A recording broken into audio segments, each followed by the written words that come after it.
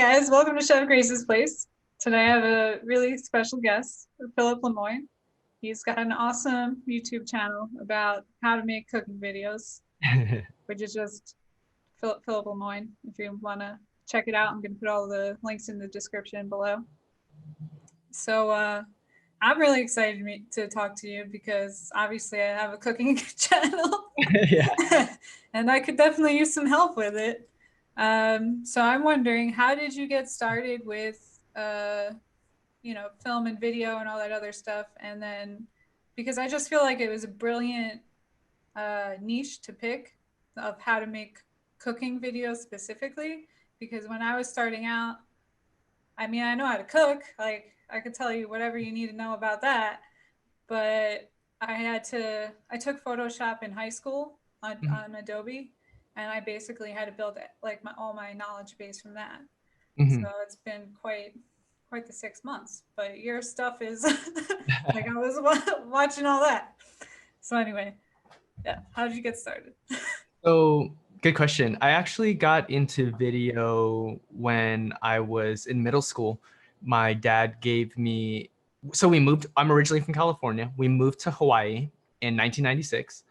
And that's when my dad decided to upgrade his video camera from our old school VHS camera to one of those smaller ones, because we're like, hey, we're new life in Hawaii. We want to document, all of our stuff in Hawaii. So he actually gave me his old VHS camera, and I started using that to just film anything. And I really got into skating in middle school, and I started shooting and editing skating videos. And that just kind of progressed over time. And, fast forward to 2005, in college, I bought another camera and I started really getting like serious with it. And we were going out and partying a lot, and a lot of house parties and that sort of thing. So I was filming a lot of house parties and random stuff like fights and anything that like was happening in college. And then I would make these videos and put them on YouTube. Or no, it wasn't even YouTube. I don't even think YouTube was out yet. Or maybe it was, but I was putting them on like MySpace. And everyone was like, wow, these videos made my house party look cool. So I started getting invited to all these house parties to like, hey, film my house party video, film my house party video. And then that transitioned into, one of my friends was a club promoter, and he was like, hey, can you film my club, like your house parties, so we can promote, these events every Friday. He happened to be an event like coordinator as well. So I transitioned into events like weddings and that sort of thing. And that's kind of how my cinematography kind of progressed. I moved back to Hawaii. So we moved to Hawaii in 96. We moved back to California. That's where I finished up high school and college. And then I moved back by myself to Hawaii in 2009 to finish my business degree over at the University of Hawaii. And I was still filming, and I was doing events, and little did I know that Hawaii was like wedding freaking central. And so my business took off, and I went full-time wedding videography the year that I moved here. And yeah, that's kind of how I got into video, and have been doing it ever since. And it's just honestly something that I'm really passionate about. I film something at least once or every day for fun or for anything. So I'm very blessed to be able to get paid to make videos. It's kind of cool. Did you study it in college too when you were going to school, or are you just self-taught? I learned everything from YouTube. So I would just literally Google like, or YouTube search how to do this or that. It's funny too, because sometimes we get clients that'll say like, oh, can you do like this effect or that effect? And I'm like, oh yeah, I can do that. And I'm like, I'm sure I can go YouTube it. And like, so I was like, yeah, we do that all the time. And then I'll like look up a tutorial on YouTube. Maybe don't post that. Yeah, I could cut that out if you Yeah. want. But, No, it's okay. but Yeah. that's what I mean, I feel like that's what everyone does nowadays. Even like my if there's something wrong with the car or something, my boyfriend will Google how to, or YouTube how to fix it or whatever, and it's just Exactly. it's a great tool. It's the gift that Yeah, keeps on giving.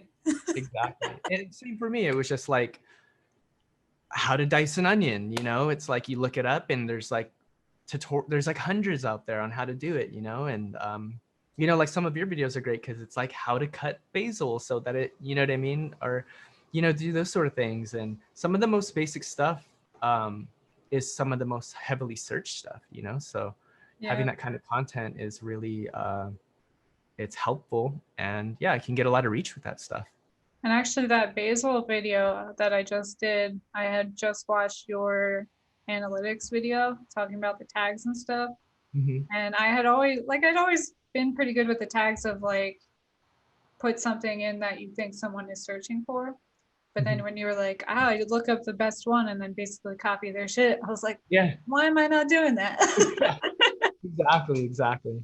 But I still have, I don't know, I'm still like annoyed because I would, do that kind of stuff or realize it's the same tags. Like I went through like all of them, and still the videos that keep popping up are from like there's some from like 9 years ago, like Hmm. Hmm. 8, 9, 7 years ago, and I'm like, how are these still the top three Yeah, on yeah, YouTube? yeah. And I wonder what that is too. There's just like these weird, you know, algorithm things that happen, but I don't Yep. know. Hopefully some of my top videos just stay there too. Yeah, well, I'm thinking about, if it's all right with you, doing a, how they do like the reacts videos? Uh-huh. So I'm thinking about doing that to your chocolate chip cookie video because I feel like in order to manipulate a recipe, I was trying to. So this is a two-part story.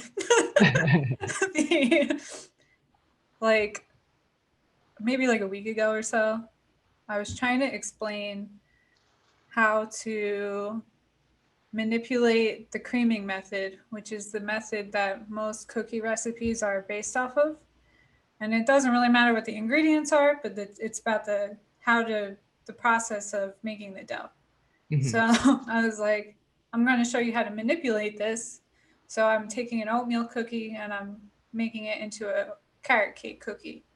Like how to play with your ingredients. Hmm. As I'm doing it, I have like one of those ring lights, Hmm. and I have my camera on the ring light, and I was just trying to move it to like do the B-roll kind of stuff. And Oh no. they have those two things that like one secures the camera and then Yeah. one puts on the tripod. They're so close together, but I must have hit it like half a turn, and I walk away, the camera slid off backwards and Oh smashed no. onto the ground. And Oh no. yeah, so it's just like it's all dented on the bottom. Luckily it's not the side where the battery goes, I think. So I Mm-mm. think like the screen is like just gonna stay flipped out, which is okay. Oh God. But I Still didn't. works. Yeah, I think I was just such a like mental like block that I didn't film like the talking part. Like so I'm gonna have to do like a bunch of voiceovers and stuff today because I wanted that video to come out tomorrow. But Oh gosh. I That's like the struggle of YouTube, you know? It's like was like, what? you make these videos, it's so difficult to like juggle filming and like cooking and then making sure that your food is not like burning, and you know what I mean, trying to get creative while you're doing all of that. It's like it's so difficult to do. And um there's no like I don't know. There was no one that was teaching how to do it to make it easy, you know? And I'm just trying to share like how I do it. But what I like about your videos is that you set up your camera and you just are natural and you can just talk and like, so this is what I'm doing, and you just go through your process and you're showing everyone what you're doing, and it's great. And I wish I could do that. I can't like be regular. I have to like script it because then I'll just stumble on my words, or I'll mess up or something like that, you know? Well, on the flip side for me, I hate that because I go off on a tangent and I just start doing it. And later I come back to editing and I realize I don't have any interesting camera angles and like any B-roll at all. And it's just like I'm like, oh, and like, or I'll be pouring something in or something. I can't even zoom in on it because half of it is cut off from the bottom, and I'm just like, Yeah, it's just the learning process, I guess, you know. and then I see yours, and it's just like, and the thing with yours is the lighting. I'm like, it's phenomenal. I just have a big, Like, huge light that just like, huge light. yeah, it's like these, well, I got two of them that'll just like light up my entire kitchen. So it's funny, my kitchen looks probably a lot bigger on camera, but it's really tiny. I'm in this small little space in this tiny apartment in Hawaii, but because our kitchen leads into our living room area, we can get the camera further away. So I'm just assuming that maybe it creates that depth where you think it's huge, but like my counter's right here, you know, and like my walls right here, my uh, refrigerator's right here, so it's this big. Actually, the same thing. My uncle came to visit me a while ago, and he had never seen the apartment I'm in, just Mhm. on the videos, and he's like, "Wow, this is a lot smaller than I thought it was gonna be." But I have For sure. my kitchen is like encroaching on my living room because I Yeah. just, yeah, I've been collecting. I've always wanted to be a chef, so I've been collecting like kitchen tools since I was Hmm. like 10. So Oh wow. it's like I just have like this giant, like all my tools are over here chilling. Yeah, I like in Like, the intro of your videos, you kind of do like a pan of like your kitchen and your whole area, and you can see like, wow, you do have a collection of all this stuff. So were you originally you're originally a pastry chef? yeah, so the school I went to,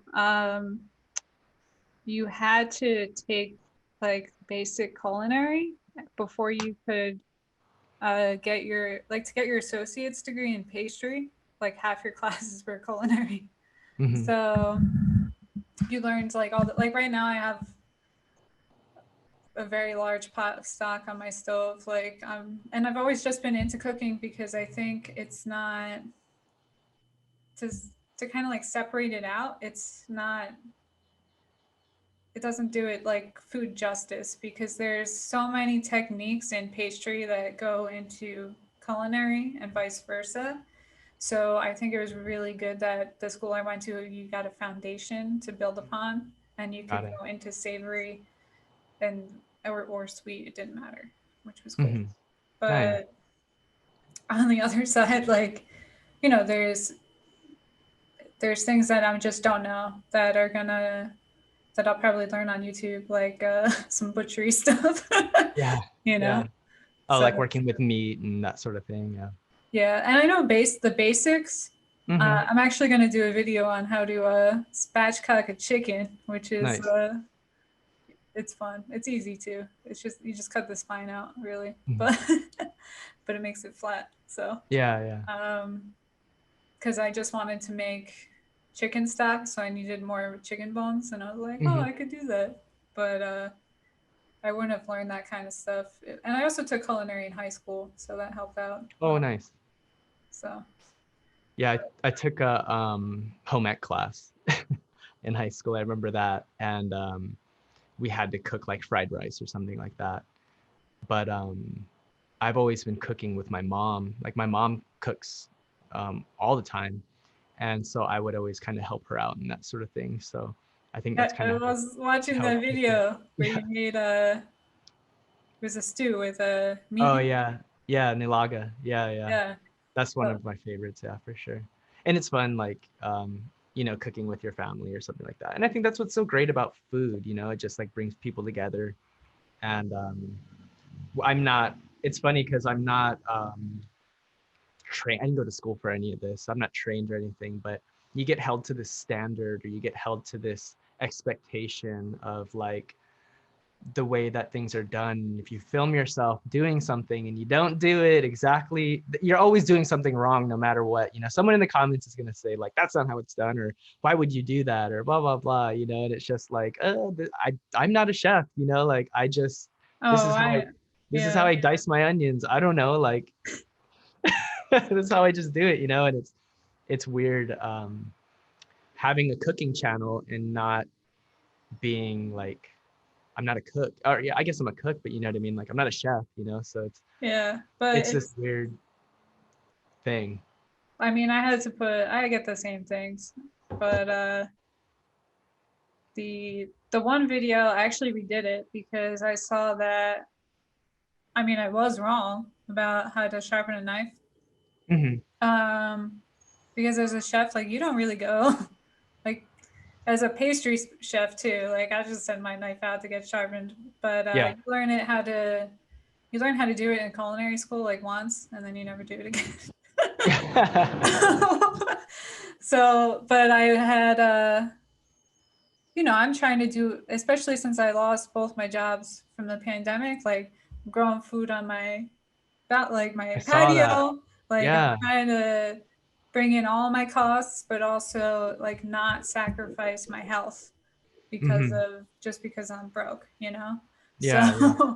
um, so sharpening a knife is, it's a safety thing. It's also, I don't have to pay it's only like $5 to get sharpened, but Hmm. $5 in my pocket is better Can go than, somewhere else. Yeah. yeah. So I, so basically I was like, oh, I remember how to do this. Didn't like look any videos up to like refresh myself or anything. and, and, it was just the one like swipe was like not, it wasn't wrong, but it wasn't the best way to do it. Let's put it this way. Mm-mm. So I was getting like all these really mean comments, like this dumb bitch, we should shank her with Oh her dumb ass. gosh. Like, They're you know, ruthless. The comments are so bad. yeah, I think I think one of the comments I got was just like, what a douche. Like it was just someone just called me a like this guy's a douchebag or something like that. And I was like, damn, I'm just making tacos. yeah. Like But I one of the things I learned though being a flight attendant was, it's don't take it personal because yeah. you probably look like their ex-boyfriend or something.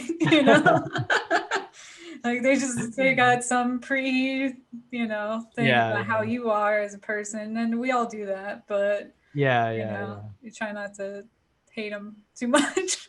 No, yeah. That one actually kind of made me laugh because it was just like so random. You know what I mean? It's like Yeah. there's some really random funny ones on there that are just like I I remember don't looking at one, and I look at this was actually on Facebook, not on YouTube, know. Hmm. and the guy was like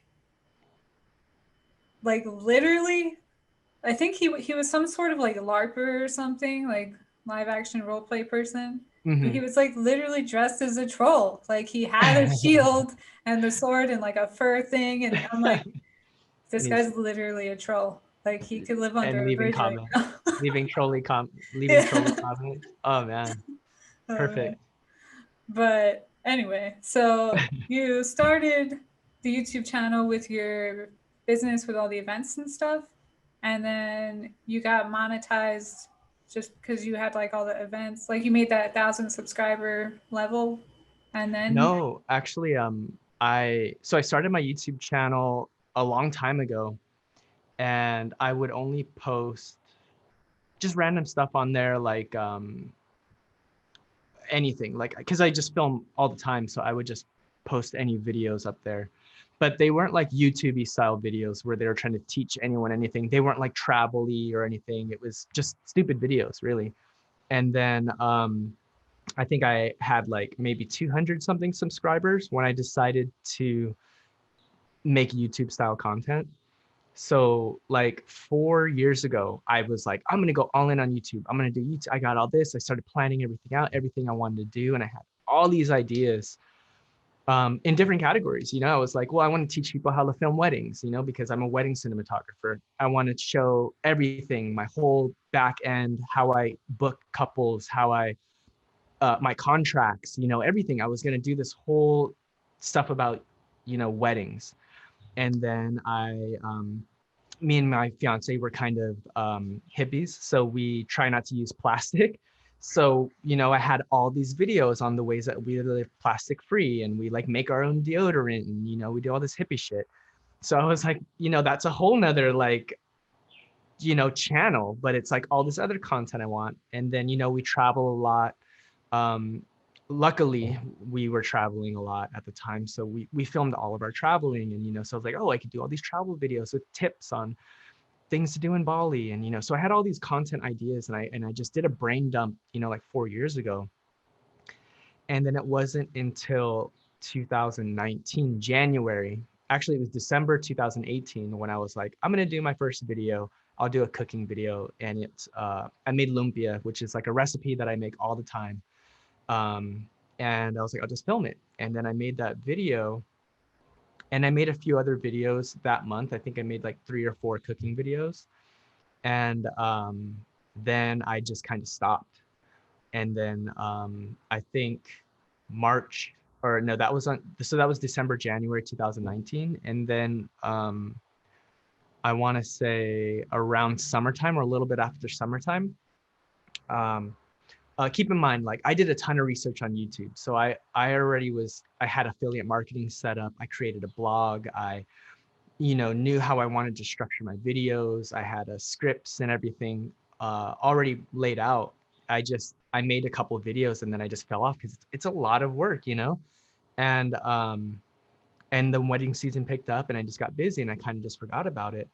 And then I was doing my bookkeeping, and I saw that I had like an Amazon refund for like $55 or something like that. And I was like, what was this $50 from? Like, why did I get $50 from Amazon? What did I return? I don't see any, my books aren't lining up with a purchase for this much and then a refund for this much. What's going on? And when I dug deeper, I found out that I actually got money from my Amazon affiliate. And I was like, holy crap, like, I made money. So then I went on my YouTube. I was like, what's going on? And I had like 800 something subscribers, and my lumpia video had like 20,000 views. And I was like, holy shit, like, this YouTube thing was working this whole time and I didn't even do anything, So I was like, I'm gonna go all in on YouTube. So then I made like 4 or 5 more videos, all on different topics, because I remember I had all these ideas, but I didn't know that I wanted to do cooking.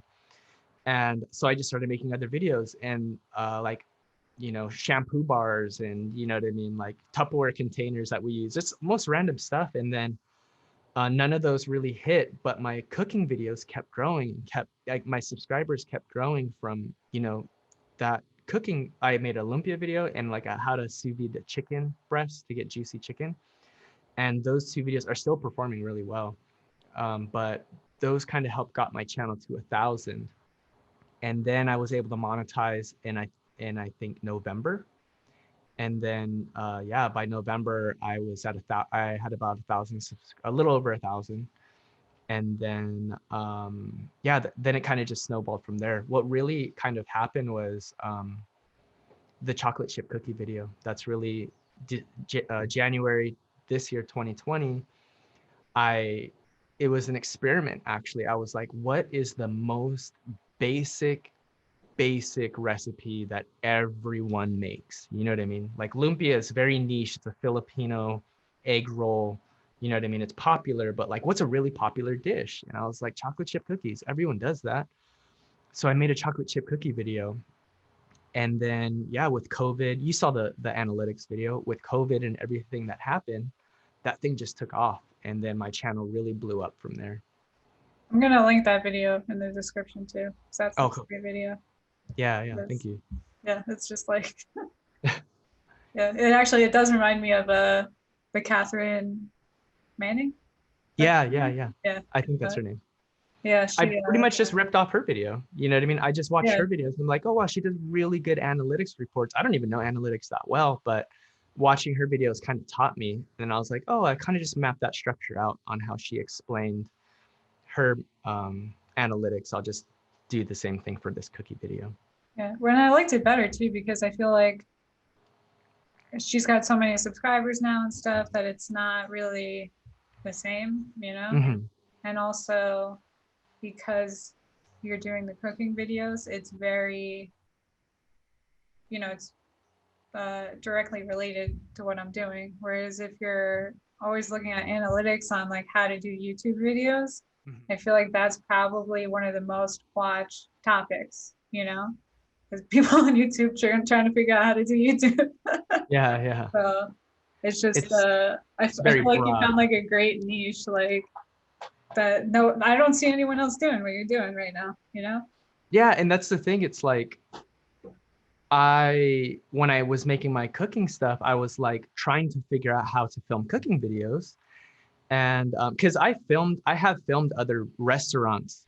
I've made videos for restaurants. I filmed them cooking. You know what I mean? I've done a lot of foodie events and I filmed a lot of cooking, but I've never filmed myself cooking, you know, and it's difficult. And I was just so surprised that there isn't someone out there that teaches how to do it. I mean, there was a lot of videos out there, but a lot of them were just teaching that BuzzFeed, you know, you shoot directly down on your plate.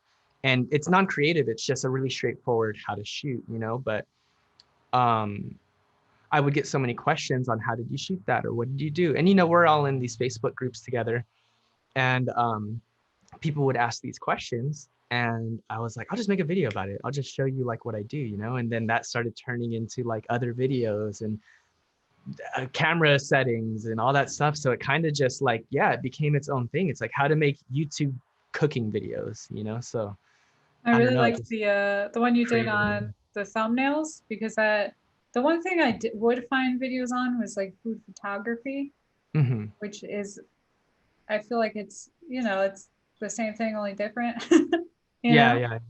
And I remember when I was there's a lot of tricks I feel like in food photography though that I don't see people that do videos about food photography like actually use. Like I was doing like an online cookie and brownie business for this nonprofit, and they came in to take like product shots of all the stuff.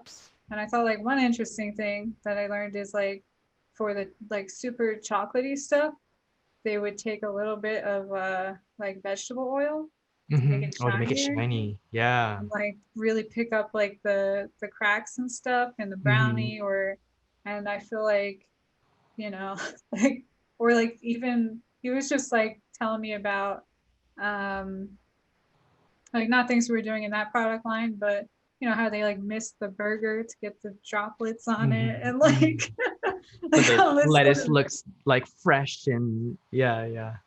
And I was just like, man, Well, so it's such or like when they film ice cream, it's not actually ice cream, it's it's mashed like potatoes. shortening with Yeah, like yeah.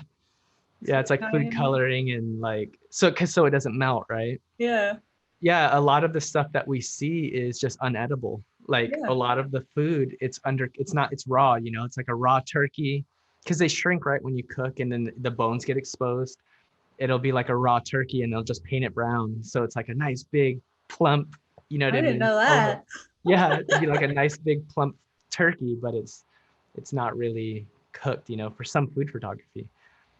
But yeah, it's interesting to see that too. And yeah, to try and create a really nice looking thumbnail for Instagram, I mean for YouTube of the food that you just made, that's like a whole nother process, you know, that gets overlooked too.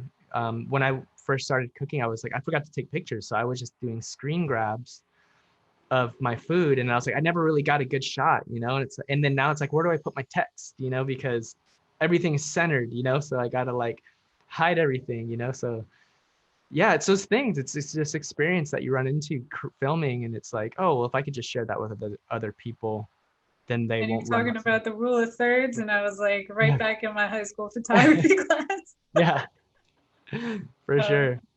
but yeah, that was just there's something I was gonna add to that, but I forgot.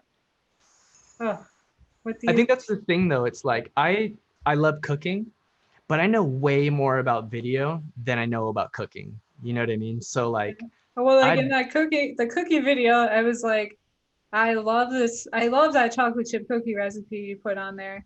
So I want to do like a reacts video to that to explain the science of why it's so good.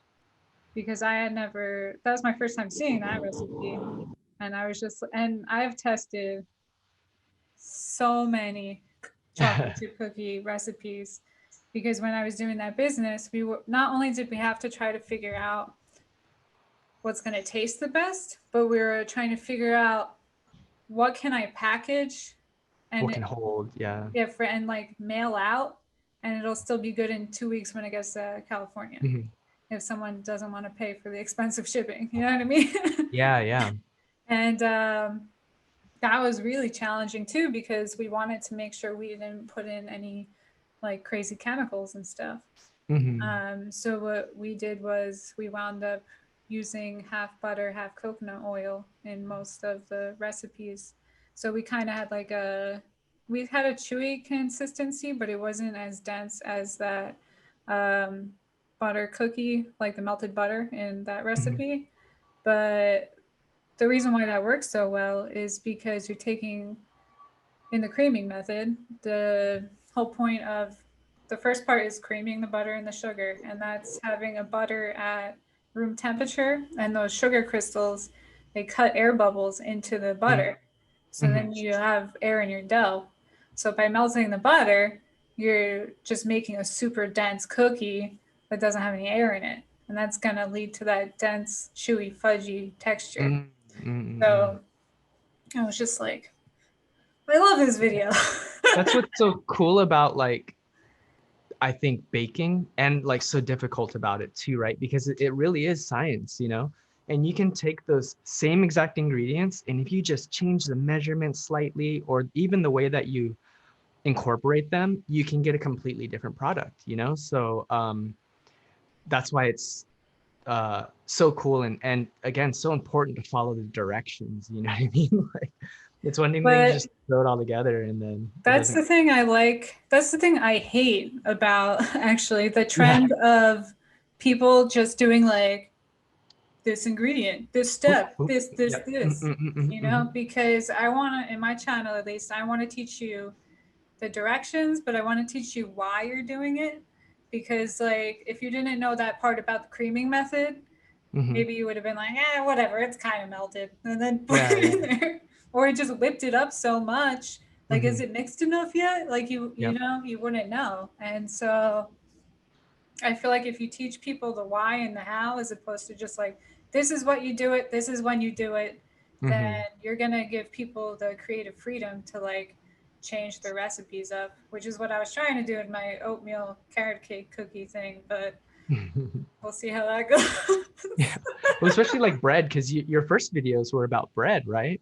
And Yeah. that's a whole science thing too with your home starter and everything like that. And there's an important process to, you know, doing that to get, you know, the results that you want. And yeah, there's some of those steps you can't like skip or like overlook, you know, and And I was actually just testing out a bread recipe, which was like I went down like a Paul Hollywood City Bakes rabbit hole on YouTube a couple days ago. But he went San Francisco is like one of the best baking cities in the world. oh, And really? especially when it comes to bread, because it's Yeah. like home of sourdough. Sourdough. And Yeah. so maybe or maybe it was in New York. I don't know. I watched too many videos that day. But they were doing a no knead bread that it would they didn't start it with a sourdough. They started it with like a instant yeast. Hmm. But the guy mixed it up, let it sit for 24 hours. He put one Just let it fold in it. ferment or something. Yeah, let it ferment, and then it got all the air bubbles and stuff, which I'm like, that makes sense because you have like a slow ferment to like have enough air in it and stuff. But you haven't developed any gluten if you're not kneading it or putting Yeah. folds in it. And so I was like, this would be interesting to try. But and I saw the way it came out and it looked like a sourdough. But then I was like, well, can I do this no knead method with um, the sourdough starter instead of adding instant yeast to it? And I tried to convert to figure out like how much of like a gram of instant yeast would be in my sourdough starter, but it didn't. It came out like a frisbee. So Oh gosh. so back to the drawing board on that one. But I think if I just adjust my like if I take out some water and put in some like more sourdough starter, then it might actually work. So that's like in the works. We've been really getting into making pizza. So we've been trying to like, I'm in the process of trying to master like a pizza crust right now. Are you And doing like a fresh crust, or are you doing a sourdough crust? it's a fresh crust, but I let it proof in the fridge for like 4 or 5 days. So it'll like do a really slow, and then it gets like that sourdoughy. It'll do like a really slow rise in the fridge, and then it'll have that kind of sourdoughy, You texture might to as it. well do a sourdough if you're gonna put it Yeah. in there for a week. Yeah. But I use like even like a really little bit of yeast. I think it's like a teaspoon. I think the recipe I have is just like a teaspoon to like 6 cups of flour, so and Okay. um and 5 cups of water or something. I don't know. It's almost like it's a weird recipe that I've been trying to, because it's, with these things you need to be kind of exact on certain, even like weighing some of the things and that sort of thing. But it's sort of almost like, oh, like 5 cups of this, and then you just add flour until you get that consistency if you want, and then but I think I need to kind of be a little bit more specific on it, because it's inconsistent, I guess you could say. We've been making pizza a lot this year, and sometimes it's really, the crust has these big bubbles in it and it looks really good. And then sometimes it's like really dense, and like, even though it doubled up or whatever, we have these Cambros that we put it in. We bought, these are like our pizza containers, but it'll be like this thing, and then it'll come up to about right here. And you pull it out, and you try not to really work it too much. You just kind of like let it stretch by itself, and you have the fat crust. And yeah, sometimes it'll pop up and be really good, and then sometimes it's just like, I actually have some in the fridge. It was really dense and really chewy, but yeah, I was just trying to master the dough for pizza. It's a process for sure. A lot of It's it fun too though. has to do with like the temperature of the dough, Mm. and like even like opening your fridge too much, is gonna Oh change wow. the thing. Mhm. Actually, one of my next interviews, two of my friends I went to college with they moved to Colorado, and they've been like pretty much running restaurants ever since, but they just opened a pizzeria in, Oh wow. called the Stellina, and but they opened it at the start of the pandemic. Oh no. But it seems like it's doing good. I was like, well, if you're gonna open any kind of restaurant, pizza delivery is probably the best Oh thing to yeah. have going on. Uh, I hope they deliver. I just made that up, so. But I'm did thinking pizza, you gotta deliver. You know? did you hear that like these ghost restaurants are starting to pop up, and it's starting to become like a popular thing? Like, restaurants are just only doing takeout, because with the whole pandemic and everything that's going on. So instead of actually opening a restaurant space where you have the large overhead of the rent, and the tables and all the stuff that comes along with owning a restaurant, what people are doing is they're just renting a kitchen, and then they're just cooking to go orders basically. And some of these restaurants teamed up with grocery stores, because some of these grocery stores have commercial kitchens that they can cook out of, and they're renting the space, and then they're just getting the ingredients from the grocery store as they need them. And all the costs are getting cut down and everything, and yeah, they can um, fulfill orders and deliver. So their main focus, their overhead isn't as much, because you don't have a staff that's just waiting around hoping that someone will come in and dine. It's really people that are going out and delivering the food. So I thought it was kind of a creative way to kind of work the system or the industry. You know what I mean? To still be able to cook and feed people. So it's kind of interesting. Yeah, I find that interesting too, because it's kind of like having a food truck without a food truck, Yeah, yeah. because when you own a food truck, you have to, legally, you have to have a commercial kitchen that you cook out of. Like it's Mm-hmm. called a commissary kitchen. And then you would take all your prep for that day and stuff and put it on your truck and go do Mm-hmm. that. Now, do people, they get someone they pay someone to say, hey, I cook my food here, but then they don't, they do it at their house or whatever, and then they put it on Yeah, yeah, yeah. just because, and people will rent those commissary kitchens out. Like it's basically like renting a restaurant. So Mhm. I think to kind of circumvent that whole thing it's gonna change the way we do things.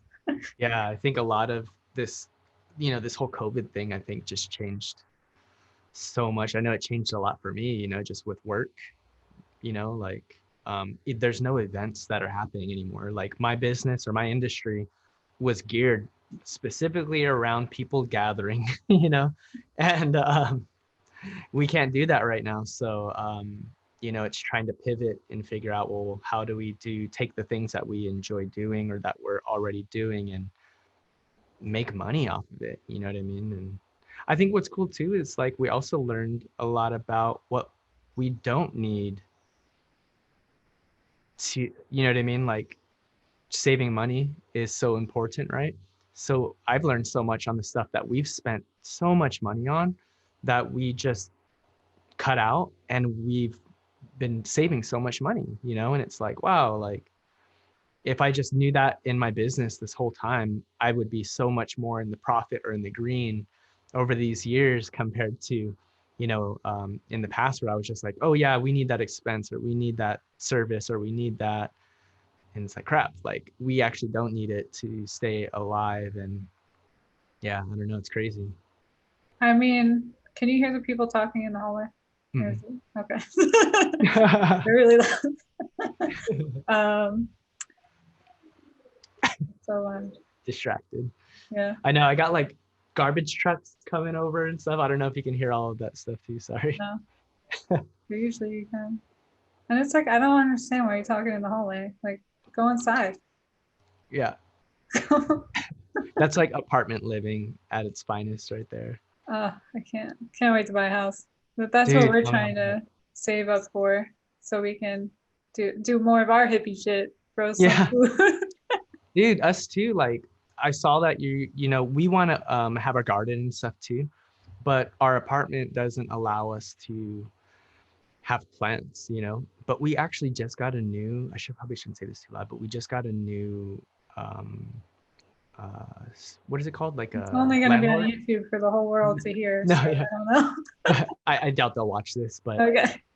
I don't know if they'll like look into like, where has he been? But I they haven't been like looking, they haven't been even like maintaining our place. So I just started planting plants and they're growing. So it's like, whatever, like if they say Yeah. something, we'll pull them. But if not, like, Oh, I've been getting in you get, battles with oh gosh. because Yeah. I saw you can't hang anything. So you like built your things so it can still grow up, right? yeah, and then they said I couldn't have that shelf there, and I said, well, the rules and regulations don't say anything about no shelves. It said I am allowed to have patio furniture. Mm-hmm. That looks like patio furniture to me.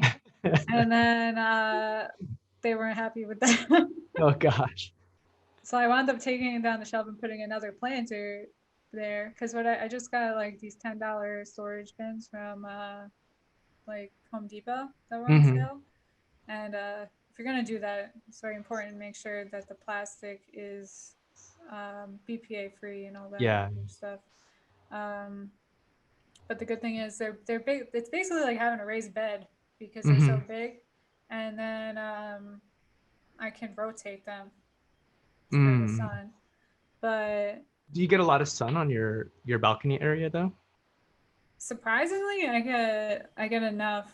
But we're headed into fall, so I'm not sure how Mm. like what the reduction is going to be like. But I mean, I can't really even go out there until like 2 or 3 in the afternoon because it's just so much sun Oh, it's that like direct. Yeah. I just burn like a lobster. We But yeah, there's a spot over where we put some of our plants, like my basil plant and everything we're growing over there. What I really want to do is I want to grow tomatoes. And we have actually like a chain link fence where it gets the most sun like all day. I want to say like more than 8 hours of sun a day. And I'm wondering if I just put like a planter right up to that chain link fence and then like let it grow up the fence, and then we just have tomatoes growing off of that fence. But No, that I would don't totally know. work. Yeah, I don't know how, again, like if we're able to gonna get away with it, but they haven't said anything about our basil plants. So we, like I said, we have a new landlord. They're never here. Our past landlord is very by the book. You can't have anything out. You can't leave shoes out in the thing or whatever. Everything was very strict. Now it's like they haven't been checking anything. So, and these plants have been out for over a year now, and they haven't said a thing. So That's really good. Because we'll I start growing mean, some my tomatoes. landlord's cool for the most part, but it's like in Florida, like I'm not used to this because being from New Jersey, we don't have like we don't have condo like apartment complex like we don't have them like this. They're all, usually you have a slumlord that owns the whole thing and Hmm. hasn't updated anything since Yeah. the the 30s or whatever when Yeah. his Yeah. grandfather Yeah. built the building. Yeah. Yeah. But here it's like it's like a management company that like Hmm. one one company manages, they own like the actual like structure of the building, Hmm. and then the landlord owns like the inside, you Yeah. know. Wow. So it's And there's like like an every association or whatever that you have to exactly. follow all this stuff. Yeah, I know exactly what you're saying. And I'm just like, I just want a house. I know when we lived in a certain part of Hawaii, there was some specifics on you couldn't even have in Hawaii, so we don't have central AC in a lot of the houses. It's like you need one of those air conditioning things that like mount to your window and it kind of blows the cold air in. Yeah, back. Some of the one of the apartments that I lived at, they didn't allow you to have a window mounted AC because it didn't look nice, you know. So you didn't get AC, and that was a part of the association rules, you know. And it gets so hot, you know, but I don't know. I understand how it is to like, Because it didn't look nice. Oh my yeah, god. it makes everything look ghetto or something like that. You know what I mean? It's like, well, we're sweating That's in what here. we had in New Jersey because the buildings were built in like the house I grew up in was built in 1920 something, Hmm. maybe earlier. I remember it was the first because like it was such a small town. They had like all the records of everything, and like the people that like built my house were in like the graveyard, like up the street, Oh and that gosh, kind of yeah. thing. And then I remember the house that we lived in was like like a nice size, like middle class house that you would think of in a movie or something. And then next to it, before they ripped it down, there was a small house this guy lived in. And originally, the small house was like the servant house for the house I Oh, lived in. yeah, yeah, yeah. And it was just like, what? Like, this isn't a mansion. You know what I mean? Yeah, yeah. But, even like the archways are smaller because people were smaller. And like, it's It's just just, like really old. Like that's how Hawaii is too. Like a lot of these buildings, like this building that we're in, it's made of cinder blocks. It looks like I'm in if I shot because we don't have anything on our walls right now. It looks like I'm in a prison because it's just like cinder block buildings, you know? And then even like the older houses, they're from like the 20s and 30s that were built here. They're like it's single wall construction. Like the wood is like this thick, and there's no beams in between. It's like the wall is just a piece of wood that if you were to drill a hole through it, you'll see outside. You know what I mean? And it's just crazy how like old these places are. Like there's one outlet in the whole entire house, you know, and then like it's just like this old, really dated housing and plumbing and everything. And yeah, it's hard to get, and it's expensive. It's like $1 million, you know, so it's like crazy. to get air conditioning.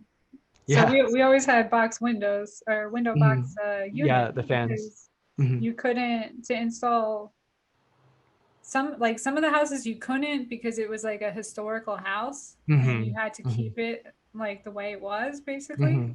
And also because the walls were so thin, you didn't have enough room for an air vent to make the central air. So Hmm. you couldn't do it anyway unless you wanted to spend a lot of money. Yeah. And then it was just like easier to put something in the window.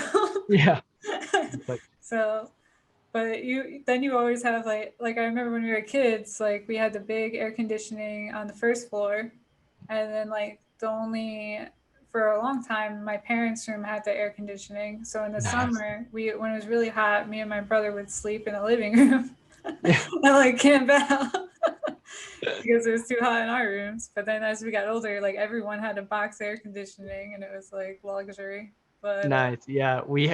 In our old apartment, we had one AC in the living room, and I would just like blow it towards our bedroom, and then I would put a fan at the front of the door to like push it into the room, and it's like that's how we would get like AC in our bedroom. yeah, you gotta get super creative with that. Yeah. I know it's so hot and humid right now in Hawaii too. It's like raining, but like sunny, and it's so terrible right now. Yeah. What so you're just growing basil or what is I'm this growing other hippie basil. stuff that you do? I want to hear more about the hippie stuff. The hippie stuff. All right, what other hippie stuff that we do? So me and my fiance, we are like volunteers with sustainable coastlines in Hawaii, and it's pretty much about like, there's a lot of huge plastic pollution problem with our oceans. Living in Hawaii, we're surrounded by the ocean, and the ocean provides us with so much, and it's really sad to see how much trash ends up in the ocean from Hawaii. And I mean, from like the people that live here, and not only that, but all the tourists that come. And there's just so much stuff that happens. All of the stuff that we put into our bodies, and all that stuff, just it all affects you and the world. So we just got a little bit more intentional with like what we consume, whether it be you know eating or drinking, or even just like what we watch or participate in, because that all, like I said, has an effect on you. And one of the big things that we started being a lot more conscious about was our plastic consumption, specifically single-use plastics, stuff that is wrapped in plastic. So we just started changing up the way that we purchase things. Oh, and that's the other thing too. It's like wherever you put your money, you're basically voting with your dollar, right? So if I say I'm gonna buy, if I need more of this, if I'm spending this, the manufacturers are gonna say like, oh wow, like people like this, so we're gonna keep creating these products, So we stopped purchasing certain things if it wasn't produced sustainably. Or, I mean, we still buy stuff in plastic all the time, but I mean, it's just the way that the system's set up now. It's like everything's made in plastic, it's almost hard to not buy plastic, but yeah, we're just, I guess, more conscious with, the things that we purchase and use. And if it does come in plastic, we will use that plastic until I'm trying to find something that I can. We'll use that plastic until it falls apart. Like, oh gosh. So like these containers, whenever you go to like a deli or something here, we actually bring our own containers. So if we go somewhere to eat, we'll bring our own containers, and then they'll pack our food into the container. And then that way we don't have to take these single-use plastic containers. But because of COVID, you can't touch anything, you can't do anything, right? So we can't do that anymore. So we've been compiling a lot of stuff, but yeah, that's one way we do it. Reusable bags is an easy one, but what a lot of people don't know is they actually make reusable produce bags too. So whenever you grab your broccoli or your lettuce or whatever, usually you'll put it in a plastic bag, or like a bunch of tomatoes or something and put it in a plastic bag. We have these reusable produce bags that are really thin, that have a drawstring on them, so you can put your stuff in there and you're not collecting plastic bags. And oh, actually I have it right here. It's like this. Oh, that's cool. Yeah, we got these chilies in here. And it has like the tear weight on it too. So the what do you call it? Put a link in the description. Amazon Yeah. affiliate. But yeah, we use those. And yeah, I don't know. I'm trying to think of other stuff that we would do. We would bring our own to-go containers too. When you go out to eat, if you have leftover food, they'll put it in a styrofoam box, you know. You We'll were just bring our saying own you make container and we'll just scrape it off. Oh you're yeah, so saying my fiance makes deodorants, lip balms, lotion. We use shampoo bars instead of, you know, when you buy shampoo, typically it comes in a plastic single-use pump container or something. They make these really nice all natural shampoo bars that are sustainably produced, that it's literally just compressed shampoo and you just like draw a actually, mohawk on your head. yeah, before I Yeah. stopped flying, that was like going to be my next purchase because I always like I have like a small little container that I would just like Hmm. refill from my big one, Hmm. but they would open all the time and leak all over my Oh gosh. bags. Yeah, So I yeah. was like, oh, let me try out this bar shampoo conditioner stuff. Hmm. But you know, then the pandemic happened and I Yeah. never. Well, that's even great too. Like to buy a small container that you can refill compared to just going to Walmart and buying a bunch of the, you know, single The use travel travel size, stuff. yeah. Yeah, yeah. It's And like, oh no, I'm just gonna reuse this one, you know? So it's like things like that, you know, that um prevents more trash to end up in the ocean, basically. So and if you it's don't, saving money too, because to yeah, buy a bunch of travel size crap, it was like it was just getting so expensive too to yeah, do that. So hmm, I'd rather buy the big. If you buy in bulk, usually it's going to be cheaper anyway. So yeah, you're helping yourself and you're helping the earth. yeah.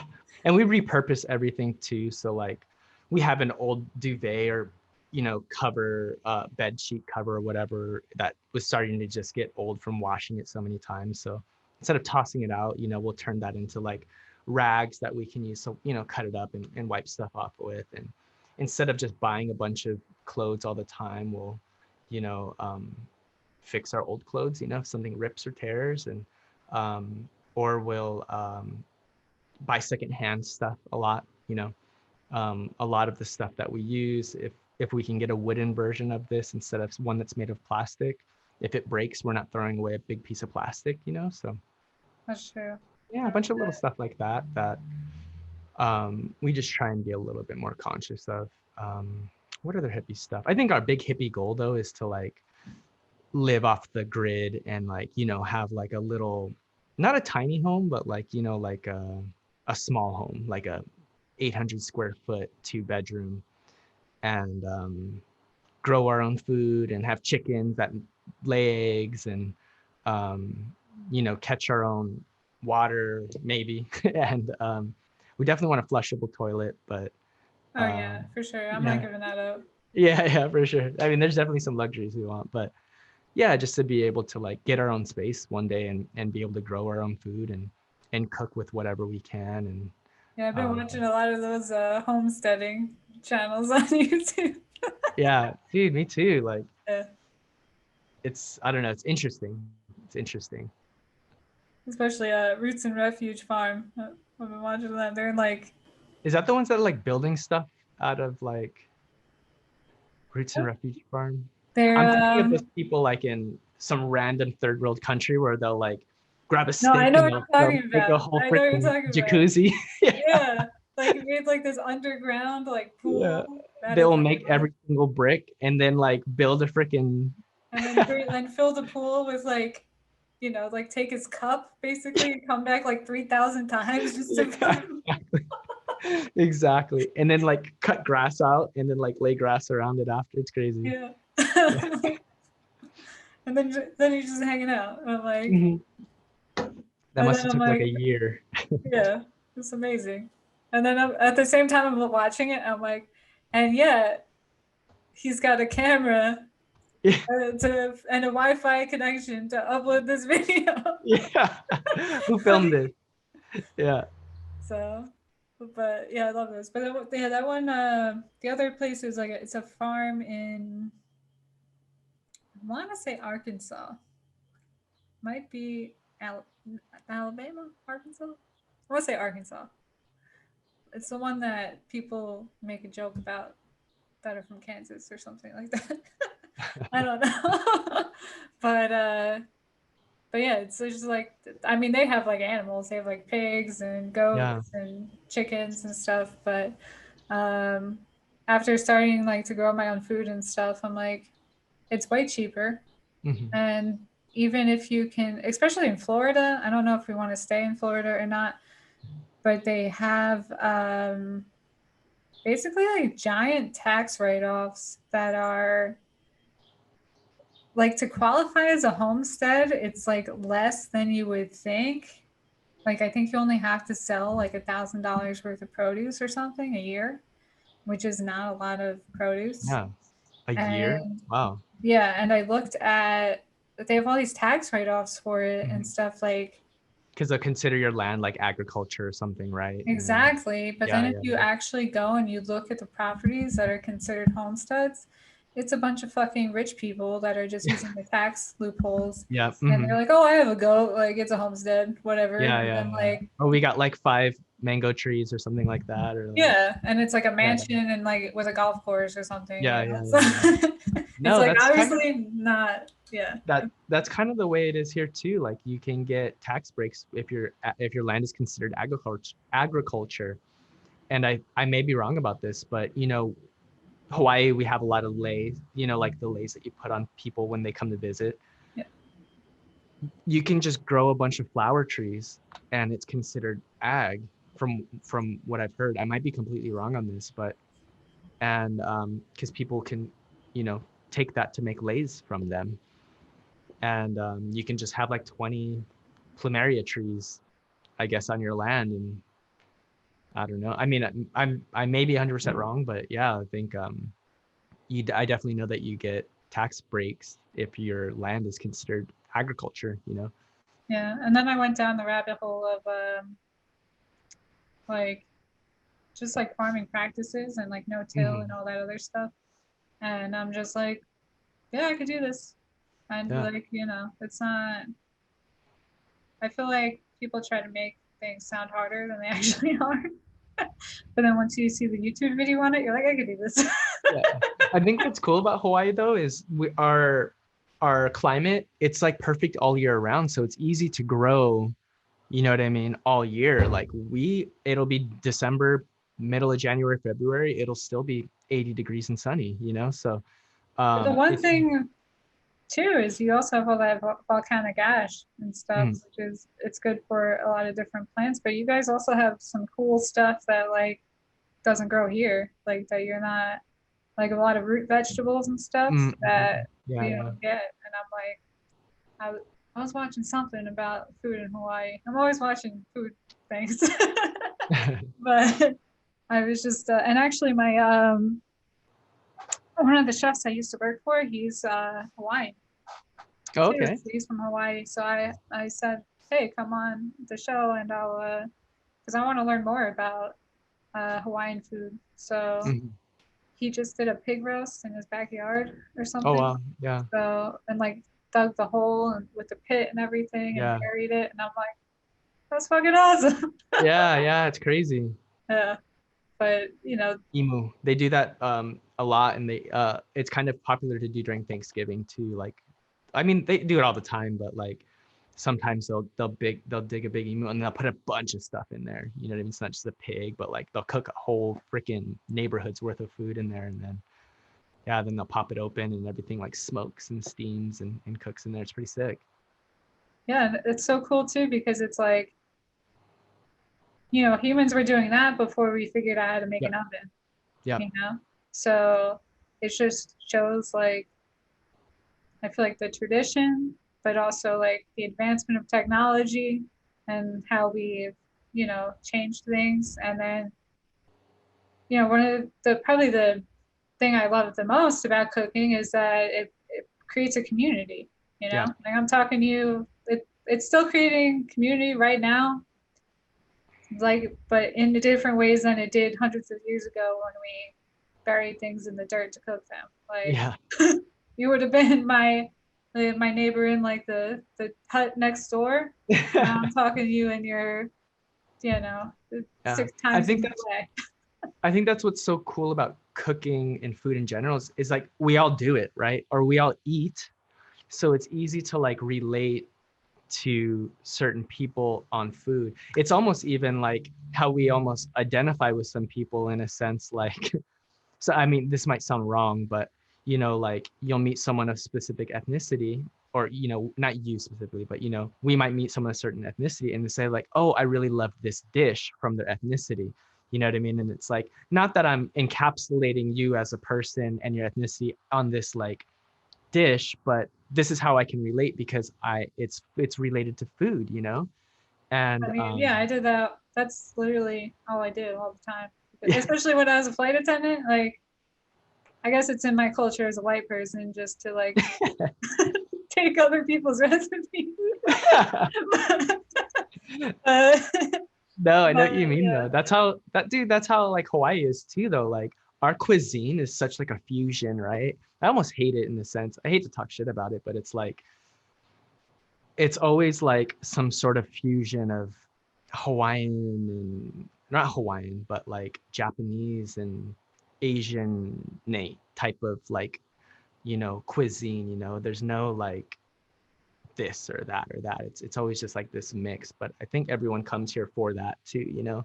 But Oh it's always yeah. nice to see when restaurants pop up that are like New York style American Italian, you know what I mean? And then you got your like your actual like Italian, someone that's like Italian trained, whatever, that's like very specific on the way that they execute. And it's interesting seeing like these different cuisines and how they're interpreted here in Hawaii. And you know, you look at the kitchen and it's like a Korean restaurant or something, but there's like a Micronesian person in the back cooking, you know what I mean? It's like, or vice versa, you know what I mean? Like you go to a specific restaurant, like pizza, and it's a Filipino person making it or something, you know? So it's a weird mix of all of that stuff here. Well, I think especially like growing up on the East Coast, like people would be it was a weird battle between like the fusion and being like authentic, Yeah, right? yeah. And I'm like, it's important to like pay respect to Mhm. tradition, but at the same time, you can't let it like limit you.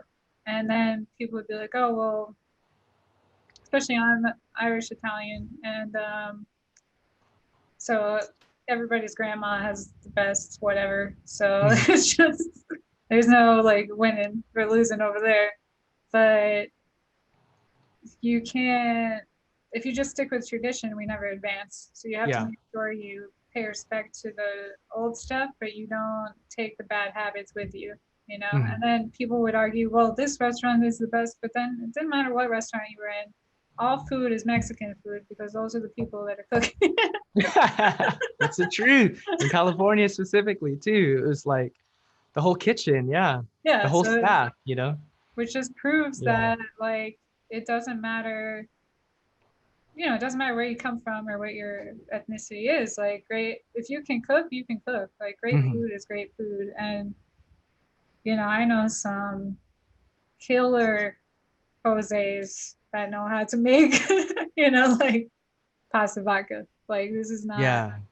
so, but at the same time, like, you never want to, like, you can't disrespect, like, you Yeah. can't disrespect the grandma. Like, don't. Yeah. It's a weird, it's like a fine line, you know what I mean? It's like how far can you take it? And you'll always have those critics that'll say it's bastardized or whatever, you know, but Yeah, but some those are the people people that they go and they they're review things and stuck they one eat and they way. don't Yeah. actually cook. Yeah. Yeah. Yeah. True. Yeah, when I was making lumpia, I wanted to open up a lumpia company, and I was like, I'm just gonna bastardize lumpia. I'm gonna just fill it with different fillings of like pizza or cheeseburgers because it's just a vessel. You know what I mean? It's just a vehicle. If you think about it, it's a pastry wrapped around. It's a thin pastry wrapper that encapsulates a filling. And there's traditional fillings that were made in the Philippines. Everywhere in the Philippines, they probably filled it with pork or chicken or fish or something different, whatever their, you know what I mean, region or whatever specialized in. But then, it's essentially just a vehicle. So I'm half Filipino and half white, Irish specifically.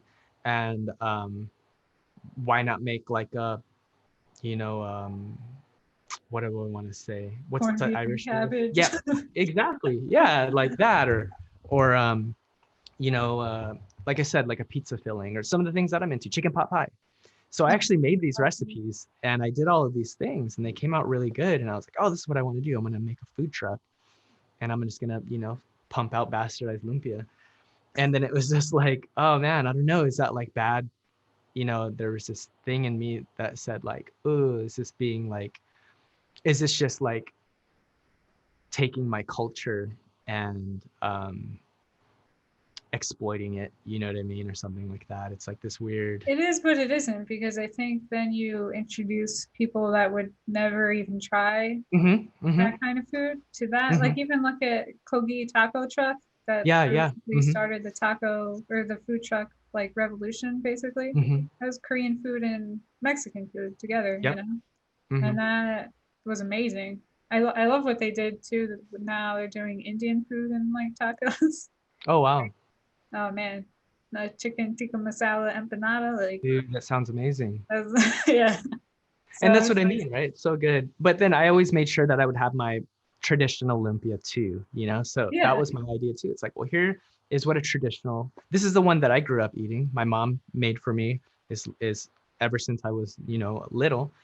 So here's the traditional one if you want to try it, and then and here's the then here's the fun, cheeseburger different. flavored one. You fat Yeah. fuck. Yeah. That's because sometimes you gotta lure them in with the cheeseburger, and then Yeah, something that they are comfortable with. Sometimes they might feel, you just got picky eaters. I'm a really picky eater, but that might be a little bit more easier for them to like, oh, I've had this before, I'll try that. So yeah, and then Mhm. you kind of like. I feel like it's kind of the same with music. Like you have like a lot of artists will do like kind of like a more pop album just to draw you in, and Mhm. then they'll make what they really love and show you why they love it Mm. and stuff, and kind of educate you on music a little bit of why they're Oh doing it. wow. So I Yeah. feel like with chefs, it's kind of the same thing. We're going to give you the molten chocolate lava cake, like our way of doing it, and then next time you come in, you trust us enough to let Mhm. us show you something new and creative. Yeah, yeah. You got So, your staples on the menu, and then you got your other stuff, your other dishes too. Yeah. so, how many times are you gonna wear that shirt? I know. Seriously, I I was watching my chocolate chip cookie video. I mean, so I did my chocolate chip cookie video analytics wearing this shirt, and then I made the chocolate chip cookie video in this shirt. And then No, I I was was talking like, about the chocolate chip cookie yeah, video. yeah. And then I'm like in it. It's funny because I work from home, and I never leave the house, so it's like I just wear the same thing every single day. And I mean, not every single day, but I literally wear board shorts in the house all day. I don't have a shirt on. I'm just walking around the house in board shorts all day. And then when I need to hop on something like this, I'm like, oh, I'll grab my go-to. You know what I mean? So I got like my 3 shirts that I wear. And then, yeah, I only have to like actually dress up to present myself. I only have to put a shirt on when I need to like talk to someone on Zoom, which is like once a week, So Yeah, I'm in the same boat. I've been wearing that's leggings so and funny that you asked me that because I think that too. And you're not the only person that said that. It was like so many people that are like, wow, striped shirt again, huh? Like, oh, like so I'll see them out. You know what I mean? Like they'll call me out on it. I'm like, you know what? Yeah, actually. But then I watched this minimalist guy. I don't know if you know, gosh, what's his name? Oh, it's gonna drive me crazy. I watched this guy, he's a minimalist though. And he minimalist. wears the same, he just bought like 10 of the same exact shirt and he just wears the same shirt every day, and he bought 10 of the same exact pants, and he just wears the same thing every day for like the past 5 years. And he's like, it's just easy for me because I don't have to think about what I'm going to wear. I can just use my brain power to think about something else, and I don't have to decide. And I was like, man, maybe I should just buy like Don't do it. three or five of these Don't do shirts. it. I'm like really considering just buying like a handful of like just finding a shirt that I like the fit, and then just buying like 3 of every color or something like that. See And that just that work. That works. But yeah, I remember it's like reminds me of a was that I was like, I used to watch Doug all the time. Yeah, yeah, yeah. In And his you'd open closet, it his was just closet. It was all yeah. I was like, "Oh, dear." And then I remember when I was a kid, my favorite color was purple.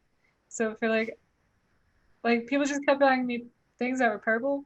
And I walked out of the house one day and I had a purple shirt on, a purple jacket, and a purple backpack, and a purple hat, and purple gloves. This is the winter. And I was like, I was just walking to school, and I think it was him actually. He was like, wow, you're just one big purple today, huh? But and then he's like, oh, Barney had to take a day off or something. I was Oh like, gosh. oh. Oh man. Yeah, it's funny. All of my shirts are striped too. So I have just like a white, the opposite print. Well, I guess it's not the opposite, but I'll have I like like a the white opposite, shirt with right? navy, yeah, and thin navy ones, and then I have these big white striped ones, and it's like, I just think for me, the stripes, your shirt is like, I feel like it's big enough, but sometimes, especially on the TV, if people yeah, are they're wearing, really thin. yeah, it's like Yeah, they're moving yeah, and yeah. it hurts my eyes. I have to That's look called away. moire. Moire, I think is the term. Yeah. It's because the lens of the camera, it's so sharp, and it has something to do with like the shutter and the frequency of your camera settings and everything. That because the way that your video is recording, it records in like lines sometimes. So it's not just one main thing. Sometimes it's like linear, it'll do like one line at a time, but really fast, like thousands of a second, it'll do a bunch. Like So like a printer would? Like, yeah, yeah, like those old school printers kind of. yeah. But it'll read your lines not all at the same time. So that's how you get that Oh. thing. Yeah, so it's Because not good even with to like just smaller print, like I think I had an apron with like tiny polka dots on it. Mhm. I was like, I could never wear this in a video again because it was like, Yeah, it makes this weird like I was like, I didn't eat any edibles today. What's going yeah, on? it's like one of those things you got to look at it really close, and then when you pull away, like you see the dinosaur pop out, or those 3D. Yeah, it has that weird like effect to it, right? Yeah, those black and white posters with like Yeah.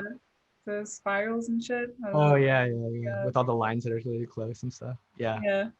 you got to just be careful with those prints. But it's weird because then you can watch it on a larger screen. Like if you watch it on your phone, sometimes you really see that effect a lot more. But if you watch it on your computer, because the screen's bigger, you're able to separate the lines more. You don't notice it, so it's like a weird. See, I I don't have know. the opposite problem. It happens more on but my TV is kind of older, I think. Maybe Mm-mm. that's it.